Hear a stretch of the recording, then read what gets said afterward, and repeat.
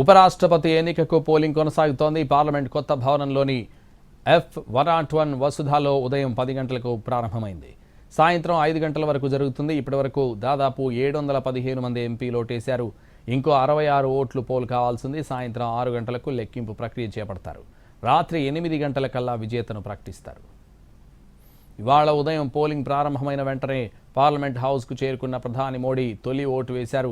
అనంతరం కేంద్ర మంత్రులు, ఎంపీలు, విపక్ష సభ్యులు ఒక్కొక్కరుగా వచ్చి ఓటేస్తున్నారు.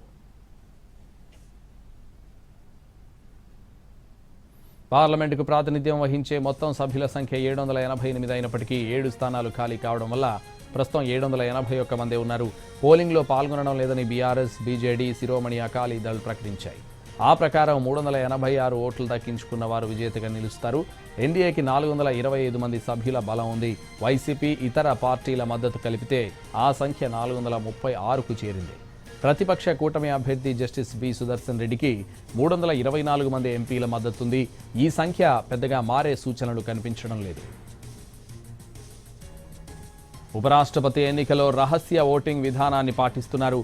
ఎలక్టోరల్ కాలేజ్లో ఎంపీలు తమకు నచ్చిన వారికి ఓటు వేసే వెసులుబాటు ఉంటుంది. అయినప్పటికీ తమ పార్టీకే ప్రాధాన్యం ఇస్తారు. క్రాస్ ఓటింగ్ జరిగే అవకాశం ఉంటుంది. అధికార ఎన్డీఏకు పూర్తి మెజారిటీ ఉన్నప్పటికీ జాగ్రత్తగా వ్యవహరిస్తోంది. పార్టీలకు అతీతంగా ఎంపీలు ఓటు వినియోగించుకోవాలని విపక్ష అభ్యర్థి ప్రచారం చేయడంతో ఉపరాష్ట్రపతి ఎన్నికపై ఉత్కంఠ నెలకొంది. రాజ్యాంగం, ప్రజాస్వామ్య రక్షణ కోసం పార్టీలకు అతీతంగా ఆయనకు ఓటేయాలని విస్తృత ప్రచారం చేశాయి. ఎన్డీఏ అభ్యర్థి సిపి రాధాకృష్ణన్ హడావిడి లేకుండా సైలెంట్గా గ్రౌండ్ వర్క్ చేసుకుంటూ వెళ్లారు. విపక్షాల అభ్యర్థి ఇండియా కూటమి పార్టీల నేతలను కలిసి విజ్ఞప్తి చేశారు.